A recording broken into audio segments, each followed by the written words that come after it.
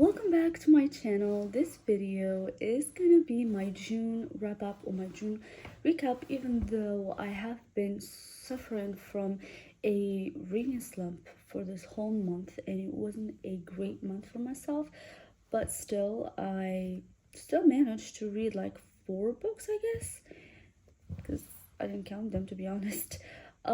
Yeah, so let's talk about these books. So I started the month with Love in the Time of Serial Killers by Alicia Thompson, and this was a DNF. I don't know if it was me or the book, but I would say that there was too much similarities between this one and the previous book I've read back then, which was Betrayed, and maybe that was one of the reasons why I didn't really like this book, and I couldn't just get into the book because there was too much similarities, and also the main character I just couldn't like her. She was so annoying, and yeah, I just couldn't get into the book. When I say similarities between this one and Betrayed, because in both books we have a main character whose father just died and lived in a house, so they moved to the house to clean the house.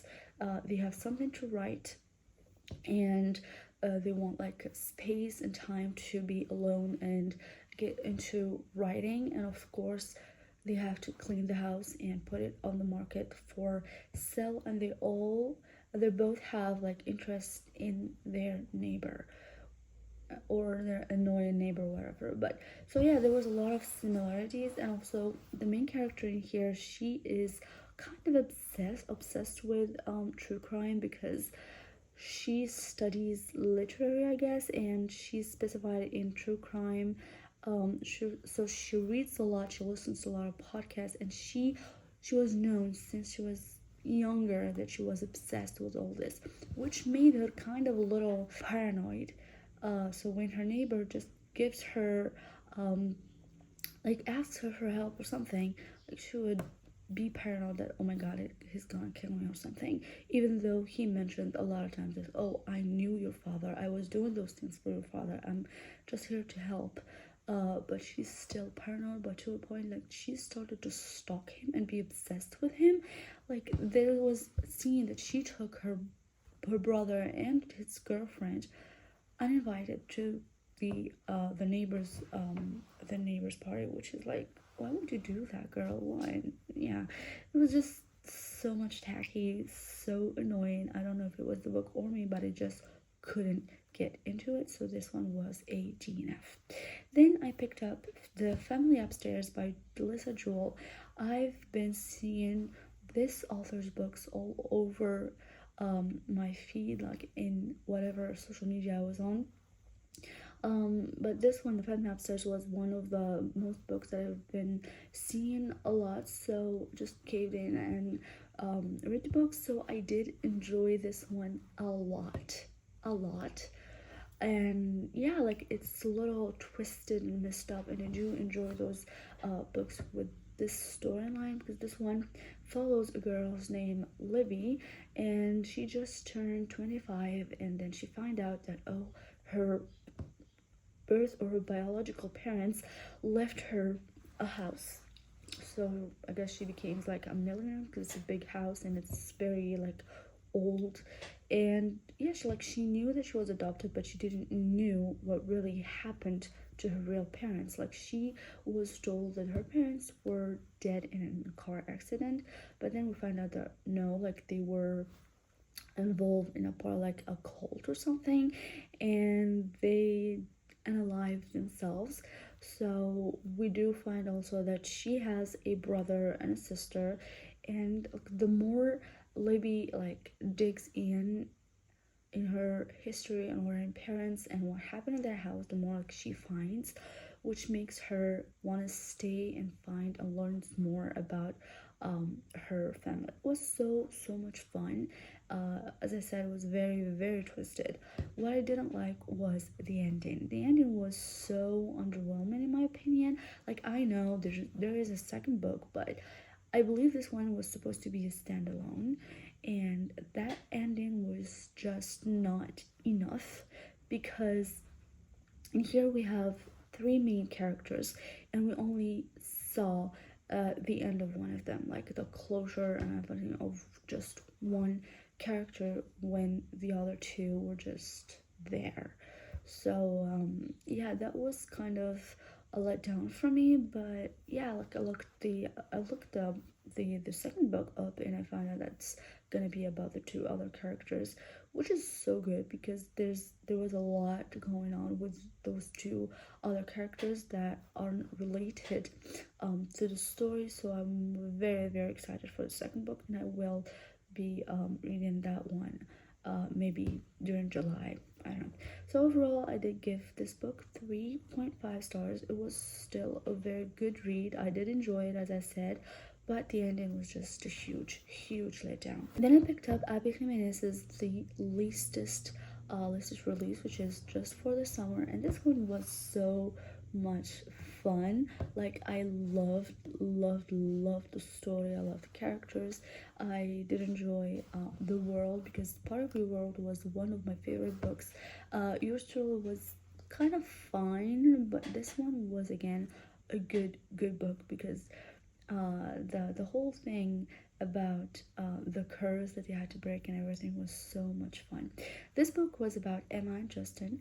They both have this curse where when once they broke up with someone, that someone goes and and finds the perfect person for them, or like the one, their soulmate, which kind of gets annoying to them. Like for Emma, it's been like 5 times now, and for Justin also like multiple times.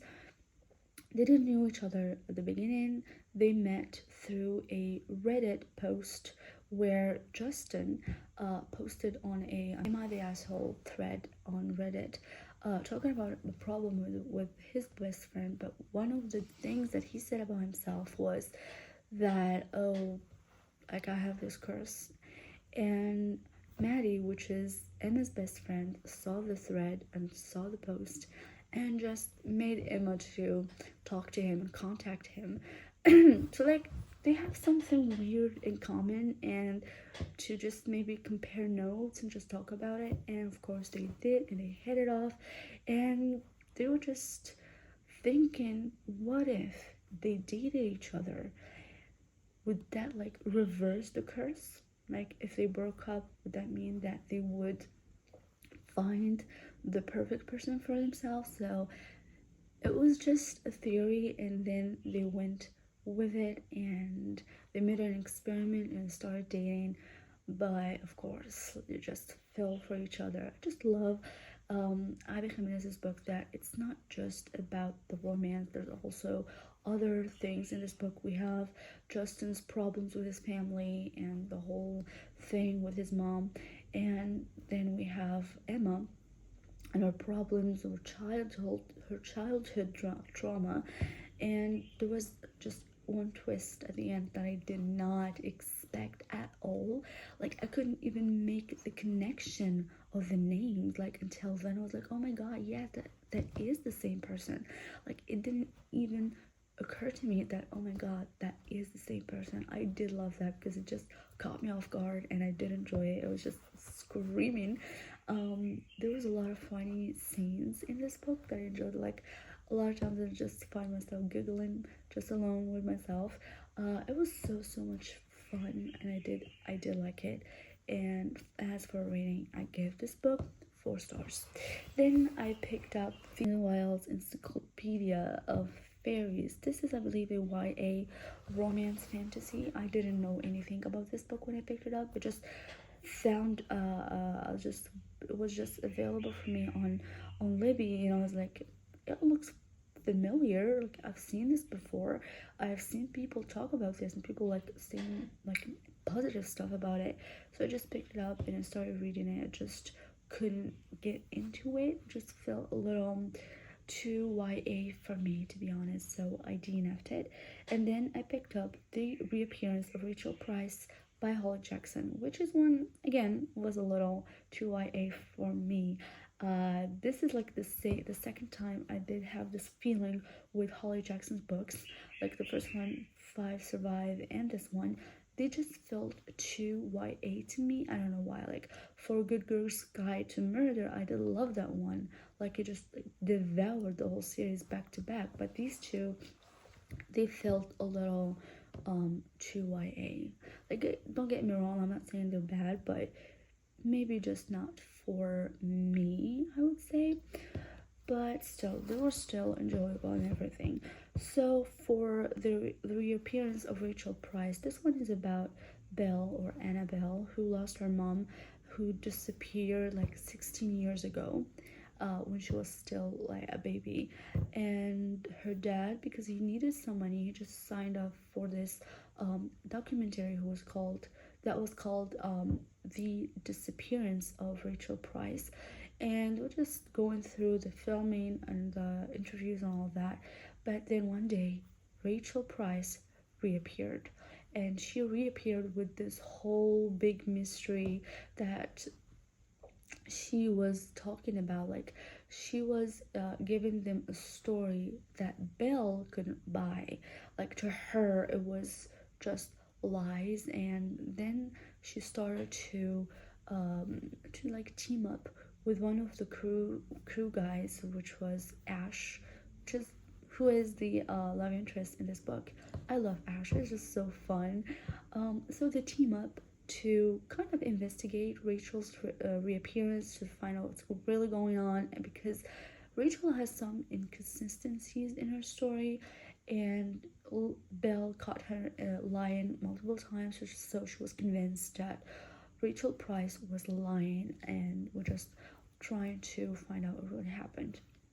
The book was fun, as I said. Like, the story was good, but the problem here was it did start really strong, and then in the middle was just a lot of things that really didn't have anything to do with the story. Like, we didn't learn anything about it. It was just, as I said, her investigating what her mom said, what didn't she say, and there was nothing that really was important in the middle of the book until like the last 100 pages of the book. Then we get the full story, and I hate when this happens in stories or like in movies or whatever, when we just try to investigate and look for what really happened, and then one moment the main character just comes in, sits down, and start to give you the whole story in one monologue.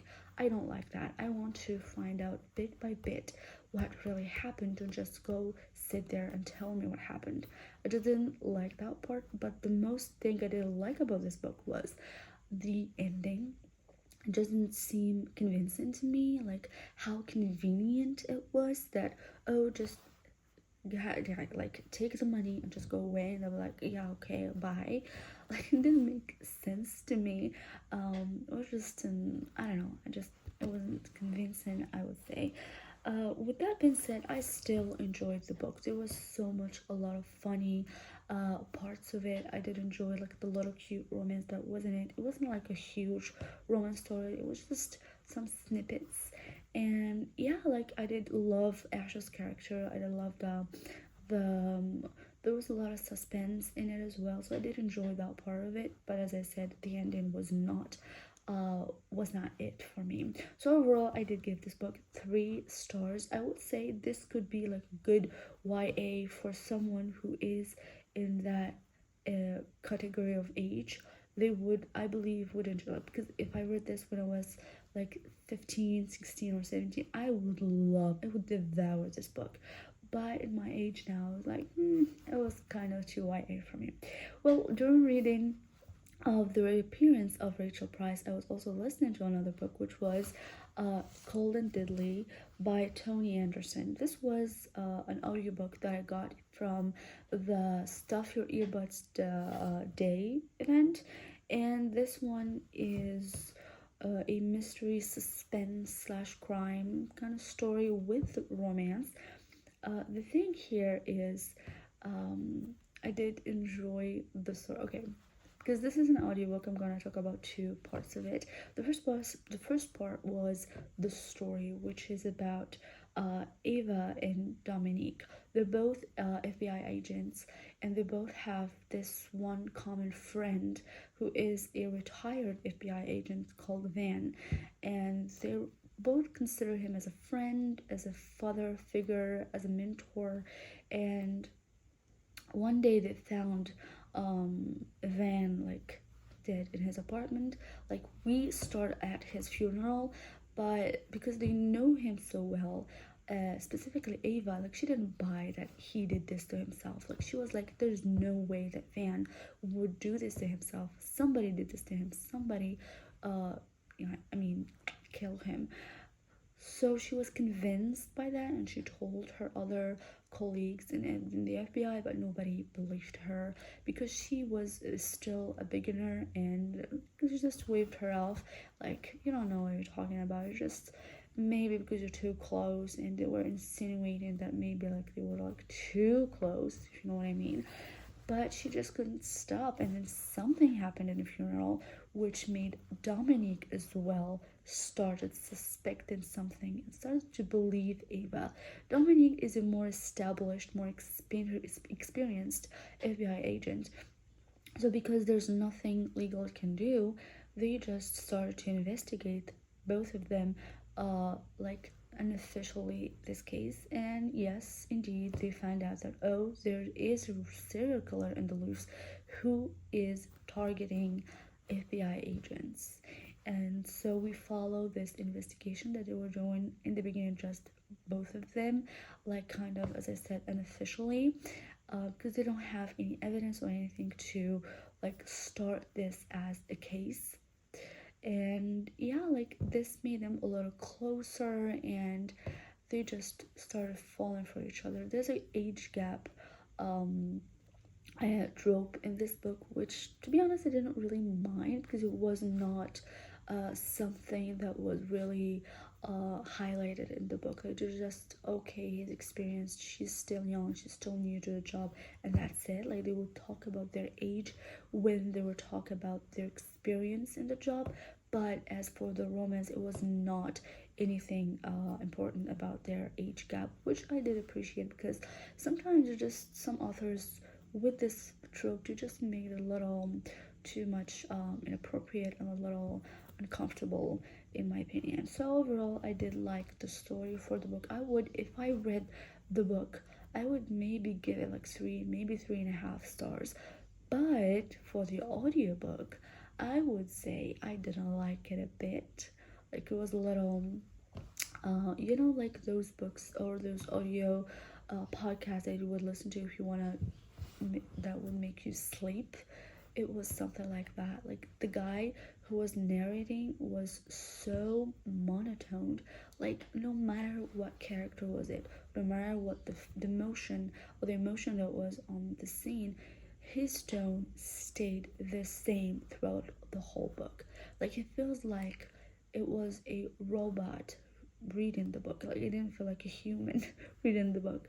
And plus, this one's like a third person, like a third person book, so it wasn't like, maybe it wasn't like the best for audio, but at the same time, like, we have multiple POVs, we have female POVs, but he would just do all of them with a slightly, just a teeny tiny change in his tone for the female POVs, but it was still the same. So it just made me lose focus for the book multiple times.